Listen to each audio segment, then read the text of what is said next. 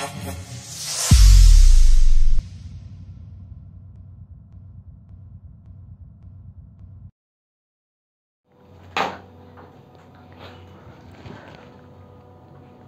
மக்களே, டிஆர் சேனலில் திரும்பவும் உங்களை வரவேற்கிறோம்.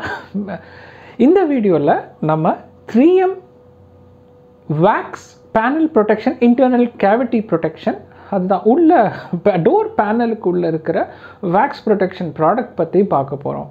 டிஆர் சேனலில் ஒரு பொருளையோ ஒரு பிராண்டையோ அல்லது ஒரு கடையோ அப்படியே நாங்கள் பிரபலப்படுத்த மாட்டோம். ஏன்னா அங்கேருந்து ஒரு கமர்ஷியல் சேனல் கிடையாது, இது ஒரு இன்ஃபர்மேஷனல் சேனல் மட்டும்தான். அதனால நம்ம டினாக்கில் ஒரு ப்ராடக்ட் ரெக்கமெண்டேஷன் கொடுக்குறோன்னா அது மெம்பர்ஸ் யூஸ் பண்ணியிருக்கிறாங்க, அதில் அவங்க சந்தோஷப்பட்டு அவங்க அதில் சந்தோஷமாக இருக்கிறதுனால தான் இதை நாம் சொல்கிறோம்.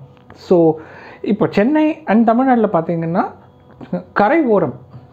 கடற்கரை ஓரமாக இருக்கிற இடத்துல நம்ம கதவுக்கு உள்ள ரஸ்ட்டு அல்லது கரோஷன் ஃபார்ம் ஆகும் இல்லைங்களா. உப்பு காற்று பட்டாலே நமக்கு கதவு பேனலுக்கு உள் பகுதியில் ரஸ்ட் ஆகும். இது நம்ம தவிர்க்க முடியாது. ஸோ இதை நம்ம தவிர்க்கிறதுக்கு என்ன செய்யலாங்கிறத நம்ம பார்க்குறோம். 3Mல ஒரு கேவிட்டி ப்ரொடெக்ஷன் அப்படின்ற ஒரு ப்ராடக்ட் விட்டுருக்குறாங்க. அதை நம்ம பயன்படுத்தினோன்னா உள்ளே இருக்கிற ரஸ்ட்டு வராதுன்னு சொல்கிறாங்க.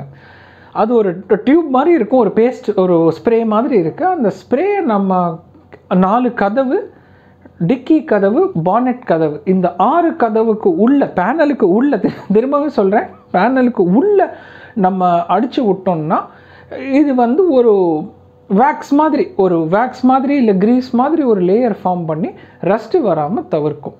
ஸோ இது கட்டாயமாக போடணுமா, கண்டிப்பாக போடணுமான்னு கேட்டால் கிடையாது. இது உங்கள் விருப்பம்தான். உங்களுக்கு இப்போ அந்த உள்ள பேனலில் இருக்கிற ரஸ்ட்டு வர வேணாம், கொஞ்சம் எனக்கு அது பணம் பிரச்சனை இல்லை, ஆனால் எனக்கு வண்டி நல்ல கண்டிஷனாக இருக்கணும் அப்படின்னா போட்டுங்க. இல்லை வேணாம், இல்லை எனக்கு அந்த ரிஸ்க்கு நான் எடுத்துக்கிறேன், எனக்கு ரஸ்ட்டானால் பரவாயில்ல நான் பார்த்துக்கலான்னா போட வேணாம். அதான் திரும்பி இது உங்கள் சாய்ஸ் தான்.